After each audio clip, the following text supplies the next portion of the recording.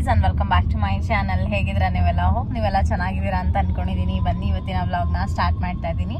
ಇವತ್ತಿನ ವ್ಲಾಗಲ್ಲಿ ನಾನು ನಿಮ್ಮೆಲ್ರಿಗೂ ವಿಮೆನ್ಸ್ ಡೇ ವಿಶ್ ಮಾಡೋಣ ಅಂತ. ಸೊ ಹ್ಯಾಪಿ ವಿಮೆನ್ಸ್ ಡೇ ಎಲ್ಲರಿಗೂ. We women's are so so so strong ಅಂತ ನನಗನ್ಸುತ್ತೆ ಪರ್ಸ್ನಲಿ. ಐ ಥಿಂಕ್ ಪ್ರಪಂಚದಲ್ಲಿ ಏನಾದರೂ ಒಂದು ಕೆಲಸನ ಮಲ್ಟಿಪಲ್ ಥಿಂಗ್ ನಾವು ಮಾಡ್ಬೋದು ಅಂತ ಹೇಳಿದ್ರೆ ಅದು ಹುಡುಗಿರೆ ಅಂತ ನನಗನ್ಸುತ್ತೆ. ಪ್ರೆಗ್ನೆನ್ಸಿ ಆಗಿರಲಿ, ಪೋಸ್ಟ್ ಪಾರ್ಟಮ್ ಆಗಿರಲಿ, ಅಥವಾ ಮಗು ನೋಡ್ಕೊಳ್ಳೋದಾಗಿರಲಿ, ಫ್ಯಾಮಿಲಿನ ನಾವು ಟೇಕ್ ಕೇರ್ ಮಾಡೋದಾಗಿರಲಿ, ಪ್ರತಿಯೊಂದೂ ಕೂಡ ತುಂಬ ಸ್ಟ್ರಾಂಗ್ ಮೈಂಡ್ ಸೆಟ್ ಇಟ್ಕೊಂಡು ಎಲ್ಲದನ್ನು ನಾವು ಮಾಡ್ತೀವಿ ಅಂತ ನನಗೆ ಪರ್ಸ್ನಲಾಗಿ ಅನಿಸುತ್ತೆ. ಸೊ ಹಾಗಾಗಿ ನಮಗೆ ನಾವೇ ಮೋಟಿವೇಶನ್ನು, ನಮಗೆ ನಾವೇ ಹೇಳ್ಕೋಬೇಕು ವಿ ಆರ್ ಸ್ಟ್ರಾಂಗ್ ಅಂತ ಹೇಳಿಬಿಟ್ಟು. ಸೊ ಇವತ್ತಿನ ದಿನ ಎಲ್ಲಾದರೂ ಹೊರಗಡೆ ಹೋಗಿ ನಿಮಗೆ ನೀವು ಟೈಮ್ ಕೊಟ್ಕೊಳ್ಳಿ ಫಸ್ಟ್ ಆಫ್ ಆಲ್, ಓಕೆನಾ? ನೀವು ಎಲ್ಲ ನೋಡ್ಕೊಳ್ಳೋದೆಲ್ಲ ಇದ್ದಿದ್ದೇನೆ, ಬಟ್ ನಿಮಗೆ ನೀವು ಟೈಮ್ ಕೊಟ್ಕೊಳ್ಳಿ. ಯಾರು ಫ್ರೆಂಡ್ಸ್ ಜೊತೆಗೆ ಹೊರಗಡೆ ಹೋಗಿ ಊಟ ಮಾಡ್ಕೊಳ್ಳಿ, ಐಸ್ ಕ್ರೀಮ್ ತಿನ್ನಿ, ನಿಮ್ಗೆ ಏನೇನು ಇಷ್ಟ ಅದೆಲ್ಲ ಮಾಡಿ ಇವತ್ತು.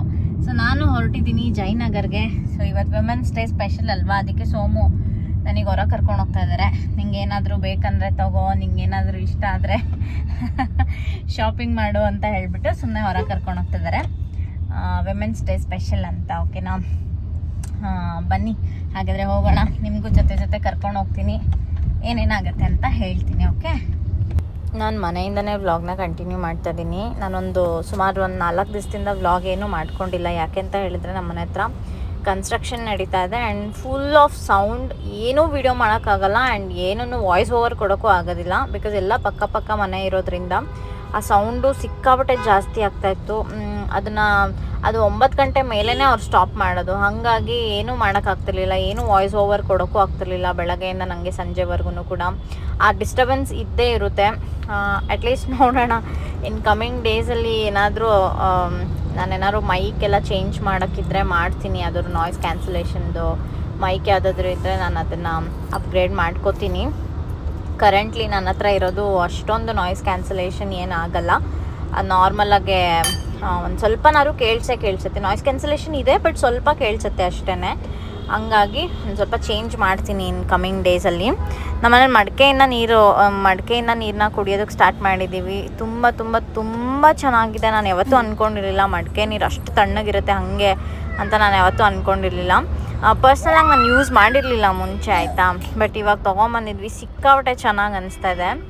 ನಾನು ಅದಕ್ಕೆ ಇವಾಗ ಕಾರಲ್ಲಿ ಕೂತ್ಕೊಂಡು ವಾಯ್ಸ್ ಓವರ್ನ ಕೊಡ್ತಾಯಿದ್ದೀನಿ. ಅಂದರೆ ಹೊರಗಡೆ ಹೋಗ್ತಾ ಇದ್ದೀವಲ್ಲ, ಸೊ ಕಾರಲ್ಲಿ ಕೂತ್ಕೊಂಡು. ಅದಕ್ಕಿಂತ ಮುಂಚೆ ನಾನು ಪಾಪು ಸ್ಕೂಲ್ಗೆ ಹೋಗುವಾಗ ಹೆಂಗೆ ರೆಡಿಯಾಗಿ ಹೋಗ್ತಿದ್ದಾಳೆ ಏನು ಅಂತ ನೀವು ಒಂದು ವಿಡಿಯೋ ನೋಡಿ ನಿಮಗೂ ಖುಷಿ ಆಗ್ಬೋದು. ಮತ್ತು ಸುಮಾರು ಜನ ಕ್ವೆಶನ್ಸು ಕೇಳಿದ್ದೀರಾ, ಪಾಪುಗೆ ಪಾಟಿ ಟ್ರೈನಿಂಗ್ ಹೇಗೆ ಮಾಡಿದ್ರಿ ನೀವು ಅಂತ ಹೇಳಿಬಿಟ್ಟು. ಅವಳಿಗೆ ಪಾಟಿ ಟ್ರೈನಿಂಗ್ ನಾವು 2 ಇಯರ್ಸ್ ಇದ್ದಾಗಿಂದ ಶುರು ಮಾಡಿದ್ದು. ಹೇಗೆ ಅಂತ ಹೇಳಿದರೆ, ಐಕ್ಯಾಗೆ ಹೋಗಿದ್ವಿ. ಐಕ್ಯಾಗೆ ಹೋದಾಗ ಒಂದು ಇದು ಬೇಬಿನೇ ಕುತ್ಕೊಳ್ಳೋ ಅಂಥದ್ದು ಒಂದು ಬರುತ್ತಲ್ಲ, ಕಮಾಡ್ ಮೇಲೆ ಇಟ್ಕೊಳ್ಳೋ ಅಂಥದ್ದು, ಆಯಿತಾ? ಆ ಥರದ್ದು ಪದೇ ನೋಡ್ತಿದ್ವಿ, ಬಟ್ ತೊಗೊಳಕ್ಕೆ ಮನ್ಸು ಮಾಡ್ತಿರ್ಲಿಲ್ಲ. ಬಿಕಾಸ್ ಬಿಲೋ 2 ಇಯರ್ಸ್ ನೀವು ಬಾತ್ರೂಮೆಲ್ಲ ಪ್ರಾಕ್ಟೀಸ್ ಮಾಡಿದರೆ ಚಾನ್ಸಸ್ ಆಫ್ ಯೂರಿನ್ ಇನ್ಫೆಕ್ಷನ್ ಜಾಸ್ತಿ ಇರುತ್ತೆ, ಆಯಿತಾ? ಅದಕ್ಕೆ ನಾವೇನು ಒಳಗೆ ಬಿಡ್ತಿರ್ಲಿಲ್ಲ. ವಾಶ್ರೂಮ್ ಎಲ್ಲ ಯೂಸ್ ಮಾಡೋಕ್ಕೆಲ್ಲ ನಾವು ಅಷ್ಟೊಂದು ಒಳಗೆ ಬಿಡ್ತಿರ್ಲಿಲ್ಲ. ಆಮೇಲೆ 2 ಇಯರ್ಸ್ ಆದಮೇಲೆ ಒಂದು ಸ್ವಲ್ಪ ಒಳಗಡೆ ಬಾತ್ರೂಮ್ ಒಳಗಡೆ ಹೋಗೋದು. ಫಸ್ಟು ಒಳಗಡೆ ಹೋಗಿ ಅಲ್ಲಿ ನಿಂತ್ಕೊಂಡು ಕುತ್ಕೊಂಡೆಲ್ಲ ಮಾಡ್ತಾಯಿದ್ಲು. ಅದಾದಮೇಲೆ ಒಳಗೆ ಗ್ರ್ಯಾಜುಲಿ ನಾವು ಅದನ್ನು ಪಾಟಿ ಟ್ರೈನಿಂಗ್ ಮಾಡೋಕ್ಕೆ ಅಂತಲೇ ಒಂದು ಸ್ವಲ್ಪ ಈಗ ರೀಸೆಂಟಾಗೆ ಅದ್ರ ಮೇಲೆ ಕುತ್ಕೊಂಡು ಮಾಡೋ ಥರದ್ದು, ಆ ಕಮಾಡ್ ಮೇಲೆ ಹಾಕೋ ಥರದ್ದು ಒಂದು ತೊಗೊಂಡು ಬಂದ್ವಿ, ಆಯಿತಾ? ಬಟ್ ಅದಕ್ಕಿಂತ ಮುಂಚೆನೇ ಅವಳು ಏನು ಮಾಡ್ತಿದ್ಲು, ಬಾತ್ರೂಮ್ ಒಳಗೆ ಹೋಗಿ ನಾನು ಸುಸು ಮಾಡಬೇಕು ಅಂತ ಹೇಳೋ ಅಷ್ಟು ಅವಳಿಗೆ ಗೊತ್ತಿತ್ತು. ಬಟ್ ಕಮಾಡ್ ಒಳಗೆ ನಾವು ಕೂರಿಸ್ತಾ ಇರಲಿಲ್ಲ ಅಷ್ಟೇ. ಆ ರೀತಿ ಇದನ್ನು ನಾವು 2 ಇಯರ್ಸಿಂದನೇ ಅವಳಿಗೆ ಸ್ಟಾರ್ಟ್ ಮಾಡಿದ್ದು. ನೀವು ಏನಂತ ಹೇಳಿದ್ರೆ, ಯಾವುದೇ ಒಂದು ನೀವು ಮಕ್ಕಳಿಗೆ ಒಂದು ಹ್ಯಾಬಿಟ್ನ ನೀವು ಕಲಿಸ್ತೀರಾ ಅಂತ ಹೇಳಿದ್ರೆ ಅದು ನೀವು ತುಂಬ ಬೇಗನೆ ಸ್ಟಾರ್ಟ್ ಮಾಡಬೇಕು. ಇನ್ನೂ ಚಿಕ್ಕವಳು, ಇನ್ನೂ ಟೈಮ್ ಇದೆ, ಇನ್ನೂ ತುಂಬ ಟೈಮ್ ಇದೆ. ಏನೂ ಟೈಮ್ ಇರಲ್ಲ. ಮಕ್ಕಳು ಫಾಸ್ಟಾಗಿ ಬೆಳ್ಕೊಂಡು ಹೋಗ್ತಾರೆ. ಆಮೇಲೆ ಏನೂ ಮಾಡೋಕ್ಕಾಗಲ್ಲ ಅವ್ರಿಗೆ. ನೀವು ಸಡನ್ನಾಗಿ ಏನಾದರೂ ಹೇಳೋಕ್ಕೆ ಹೋದರೆ ಅದೆಲ್ಲ ತುಂಬ ಅಂದರೆ ನಿಮಗೆ ಸಮ್ಟೈಮ್ಸ್ ನಮ್ಗೆ ಏನಾಗುತ್ತೆ, ಪೇರೆಂಟ್ಸಿಗೆ ಬೇರೆ ಏನಾದರೂ ನೋಡಿದಾಗ ಮೋಟಿವೇಶನ್ ಬರುತ್ತೆ ಹೊರತು ನಾವೇ ಇನಿಷಿಯೇಟ್ ಮಾಡೋದು ತುಂಬ ಕಮ್ಮಿ ಇರುತ್ತಲ್ವ, ಆ ಥರ. ಇವತ್ತು ಆಲ್ರೆಡಿ ಬೇಗ ಸ್ಟಾರ್ಟ್ ಮಾಡಿದರೆ ಬೇಗ ಕಲ್ತ್ಕೊಂತಾರೆ ಎಲ್ಲನೂ. ಕೊತ್ತು ಎಂಜಾಯ್ ಮಾಡ್ಕೊಂಡು ಹೋಗ್ತಿದ್ದಾಳೆ ಮಾತ್ರ. ನೋಡೋಕ್ಕೆ ಒಂಥರ ಚಂದ ಅನಿಸುತ್ತೆ. ಏನನ್ನ ಒಂದು ಸ್ವಲ್ಪ ಬೇಜಾರು. ಅವಳು ಮನೇಲೇ ಇರ್ತಾಳಲ್ವ, ಯಾವಾಗಲೂ ಯಾವಾಗ ನೋಡಿದ್ರು ಪಿಚ್ಚಿ ಅಂತ ಮಾತಾಡ್ತಾನೆ ಇರ್ತಿದ್ಲು. ಬಟ್ ಇವಾಗ ಒಂಥರ ಸಖತ್ ಬೇಜಾರಾಗುತ್ತೆ. 3 ಅವರ್ 4 ಅವರ್ ಅವಳು ಇರೋದಿಲ್ಲಲ್ಲ ಮನೇಲಿ ಅನ್ನೋದು ಸ್ವಲ್ಪ ಒಂದು ಸ್ವಲ್ಪ ಬೇಜಾರಾಗುತ್ತೆ ನನಗೆ. ಬಟ್ ಹಾಗೆ ಖುಷಿನೂ ಆಗ್ತಿದೆ ನನಗೆ, ಬಿಕಾಸ್ ಮಕ್ಕಳು ಎಷ್ಟು ಅಲ್ಲಿ ಹೋದಾಗಲೂ ಅಷ್ಟೇ, ಅವಳನ್ನ ಬಿಡೋಕೆ ಹೋದಾಗೂ ಅಷ್ಟೇ ಎಷ್ಟು ಅಳ್ತಾ ಇದ್ವು ಗೊತ್ತಾ ಮಕ್ಕಳು. ಕೆಲವೊಂದು ಮಕ್ಕಳು ಅಳ್ತಾನೇ ಇದ್ದರು ಪಾಪ. ಆಮೇಲೆ ಅಲ್ಲಿರೋ ಆಂಟಿ ಟೀಚರ್ಸ್ ಎಲ್ಲ ಸಖತ್ ಖುಷಿ ಪಡ್ತಾರೆ, ಎಷ್ಟು ಚೆನ್ನಾಗಿ ಬರ್ತಾಳೆ, ಹಾಯ್ ಮಾಡ್ತಾಳೆ, ಬಾಯ್ ಅಂತಾಳೆ, ಮಾತಾಡ್ತಾಳೆ ತುಂಬ ಅಂತ ಖುಷಿಪಟ್ಟರು. ನನಗೂ ಸಖತ್ ಖುಷಿ ಆಯಿತು. ಬಿಟ್ಬಿಟ್ಟು ಬಂದಿದ್ದೀವಿ ಈಗ. ಮತ್ತೆ ಇವಾಗ ನೋಡಿ 12:30 ಆಗಿದೆ. ನಾನು ಕರ್ಕೊಂಬರ್ಬೇಕು ಇನ್ನೇನು 12:30, ಒಂದು 5 ನಿಮಿಷ ಐತೆ. 1 o'clock ಬಿಡೋದು ಅವಳಿಗೆ. ಸೊ ನಾನು ಬೇಗ ಹೋಗಲ್ಲ, ಬೇಗ ಹೋದರೆ ಅಲ್ಲಿ ಕಳ್ಸೋದಿಲ್ಲ, ಅವರು ಕಂಪ್ಲೀಟ್ ಆದಮೇಲೆ ಕಳಿಸೋದು. ಹಾಗಾಗಿ 1 o'clock ಹೋಗ್ತೀನಿ. ಸೊ ನೋಡೋಣ ಇವತ್ತು ಹೆಂಗೆ. ಸ್ವಲ್ಪ ಟಯರ್ಡ್ ಆಗಿರ್ತಾಳೆ ಅಂತ ನನಗೆ ಫೀಲ್ ಆಗುತ್ತೆ, ಬಿಕಾಸ್ ಮನೇಲೇ ಆಟಾಡ್ತಾ ಇರ್ತಾಳೆ. ಅಲ್ಲಿ ಹೆಂಗಿರುತ್ತೋ ಏನೋ ಅವಳಿಗೆ ಆ್ಯಕ್ಟಿವಿಟೀಸ್ ಎಲ್ಲ. ಟಯರ್ಡ್ ಆಗಿರ್ತಾಳೆ ಅಂತ ಅಂತೂ ಗೊತ್ತಾಗ್ತಿದೆ. ಮನೆ ಕರ್ಕೊಂಬಂದು ಊಟ ಮಾಡಿಸ್ಬೇಕು ಅವಳಿಗೆ. ಅಲ್ಲಿ ಲಂಚ್ ಬಾಕ್ಸ್ ಏನು ಪ್ರಿಫರ್ ಮಾಡಲ್ಲ ಅವರು, ಬರೀ ಸ್ನ್ಯಾಕ್ ಬಾಕ್ಸ್ ಅಷ್ಟೇ. 11 o'clock ಕೊಟ್ಬಿಡ್ತಾರೆ ಅವ್ರಿಗೆ ಸ್ನ್ಯಾಕ್ ಬಾಕ್ಸ್ನ. ಸೊ ಒಂಥರ ಚೆನ್ನಾಗಿ ಅನ್ನಿಸ್ತಿದೆ. ಒಂಥರ ಪಾಪು ಸ್ಕೂಲ್ಗೆ ಹೋಗೋಷ್ಟು ದೊಡ್ಡವಳಾಗ್ತಿದ್ದಾಳ ಅಂತ ನನಗೆ ಫೀಲ್ ಆಗುತ್ತೆ. ಬಟ್ ಎಸ್, ನಾನು ಕರ್ಕೊಂಬರೋಕ್ಕೆ ಹೋದಾಗಲೂ ವಿಡಿಯೋ ಮಾಡ್ತೀನಿ ಡೆಫಿನೆಟ್ಲಿ. ಓಕೆನಾ? ಬನ್ನಿ ಇವತ್ತಿನ ವ್ಲಾಗ್ನ ಹಾಗೆ ಸ್ಟಾರ್ಟ್ ಮಾಡ್ತೀನಿ. ಇವಾಗಂತೂ ಪರ್ಫೆಕ್ಟಾಗಿ ಹೇಳ್ತಾಳೆ. ಆ್ಯಂಡ್ ಇವಾಗ ನನ್ನ ಡೈಪರ್ ಯೂಸೇಜ್ ತುಂಬ ಕಮ್ಮಿ. ನೈಟ್ ಟೈಮಲ್ಲಿ ಅಷ್ಟೇ ಯಾವಾಗೋ ಒಂದೊಂದ್ಸರಿ ಹಾಕ್ತೀವಿ, ಇಲ್ಲಾಂದ್ರೆ ಅದನ್ನು ಹಾಕಕ್ಕೆ ಹೋಗಲ್ಲ. ನೀವು ಅಷ್ಟೇ 2 yearsವರೆಗೂ ನೀವು ಡೈಪರ್ ಯೂಸ್ ಮಾಡಿ. ಅದಾದಮೇಲೆ ಅವರೇ ಹೇಳ್ತಾರೆ ಬಾಯ್ಬಿಟ್ಟು ಕರೆಕ್ಟಾಗೆ ನಾನು ಪಾಟಿ ಮಾಡಬೇಕು ಅಂತ ಹೇಳ್ತಾಳೆ ಪಾಪು ಇವಾಗ. ಮತ್ತು ವಾಶ್ರೂಮಿಗೆ ಹೋಗಿ ಅವಳೇ ನಿಂತ್ಕೊಂಡ್ಬಿಡ್ತಾಳೆ. ನಾವು ಯಾರೂ ಅಲ್ಲಿ ಇಲ್ಲ ಅಂತ ಹೇಳಿದ್ರು ಅವಳೇ ಹೋಗಿ ನಿಂತ್ಕೊಂಡ್ಬಿಡ್ತಾಳೆ. ಅದ್ರ ಮೇಲೆ ಇನ್ನು ಕುತ್ಕೊಳ್ಳೋಕೆ ಬರಲ್ಲ, ಒಂದು ಚಿಕ್ಕದೊಂದು ಟೇಬಲ್ ಇಡಬೇಕು. ಆ ಥರ ನಾವೇ ಸ್ವಲ್ಪ ಬೇಡ, ನಾವೆಲ್ಲ ಜೊತೆಲೇ ಇರ್ತೀವಿ ಸಾಮಾನ್ಯ. ಆ ರೀತಿ ಪಾಟಿ ಟ್ರೈನಿಂಗ್ ನೀವು ಬೇಗನೆ ಸ್ಟಾರ್ಟ್ ಮಾಡಿ, ಆವಾಗ ಅವ್ರಿಗೂ ಒಂದು ಗೊತ್ತಾಗುತ್ತೆ, ಓ ನಾನು ಹಿಂಗೆ ಮಾಡಬೇಕು ಅಂತ. ಡೈಪರ್ ಯೂಸೇಜ್ ಅವಾಗ ಕಮ್ಮಿ ಆಗುತ್ತೆ ಸ್ವಲ್ಪ, ಆಯಿತಾ? ಸೊ ನಾನು 2 years ಕಂಪಲ್ಸರಿ ಕಂಟಿನ್ಯೂಸ್ ಆಗಿ ಡೈಪರ್ನ ಅವಳಿಗೆ ಯೂಸ್ ಮಾಡಿದ್ದೀನಿ. ಓಕೆನಾ? ನನಗೆ ಏನೋ ಆ ಥರ ಯೂಸ್ ಮಾಡಬಾರ್ದು ಆ ಥರ ಎಲ್ಲ ನಾನು ಏನೋ ಯಾರು ಏನು ಹೇಳಿದ್ರು ನಾನೇನು ತಲೆ ಕೆಡಿಸ್ಕೊಂಡಿಲ್ಲ. ನಾನು ಡೈಪರ್ ಯೂಸ್ ಮಾಡಿದ್ದೀನಿ ಅವಳಿಗೆ, ಏನೂ ಆಗಿಲ್ಲ ಅಂಥದ್ದೆಲ್ಲ, ರ್ಯಾಷಸ್ ಆಗಲಿ ಆ ಥರದ್ದೆಲ್ಲ ಏನಿಲ್ಲ. ಅಂದರೆ ಸೆಲ್ಫ್ ಹೈಜೀನ್ ತುಂಬ ಇಂಪಾರ್ಟೆಂಟು. ನೀವು ಸ್ನಾನ ಎಲ್ಲ ಮಾಡಿಸಿ ನೀಟಾಗಿ ಡೈಲಿ ಒಂದು 2 hours 3 hours ಒಂದೊಂದ್ಸರಿ ನೀವು ಡೈಪರ್ ಚೇಂಜ್ ಮಾಡ್ತಾ ಇರಬೇಕಾಗುತ್ತೆ ಅಷ್ಟೇ. ಈಗ ಅವಳಿಗೆ ಸ್ಕೂಲ್ಗೆ ಹೋದ್ರೂ ಅಷ್ಟೇ ಹೇಳ್ತಾಳೆ, ಅವ್ರ ಹತ್ರ ಹೇಳ್ತಾಳೆ ಅವಳೆಲ್ಲ ಕರೆಕ್ಟಾಗೆ. ಆ ರೀತಿ ಇನ್ನು ಸ್ಟಾರ್ಟಿಂಗಲ್ಲ ನಾನೇ ಡೈಪರ್ ಹಾಕ್ಬಿಟ್ಟು ಕಳಿಸ್ತಾ ಇದ್ದೀನಿ. ಬಟ್ ಅವ್ರಿಗೆ ಹೇಳಿದ್ದೀನಿ, ಅವಳು ಹೇಳ್ತಾಳೆ ನೀವು ಆ ಟೈಮಿಗೆ ಕರ್ಕೊಂಡು ಹೋಗಿ ಸಾಕಂತ. ಪಾಪು ಸ್ಕೂಲ್ಗೆ ಸಖತ್ ಎಂಜಾಯ್ ಮಾಡ್ಕೊಂಡು ಹೋಗ್ತಾಯಿದ್ದಾಳೆ. ಒಂದು ದಿವಸನೂ ಅಳೋದಿಲ್ಲ. ಬೆಳಗ್ಗೆ ಎದ್ದ ತಕ್ಷಣ ಸ್ನಾನಕ್ಕೆ ಹೋಗ್ತಾಳೆ, ಬ್ರಷ್ ಮಾಡ್ತಾಳೆ.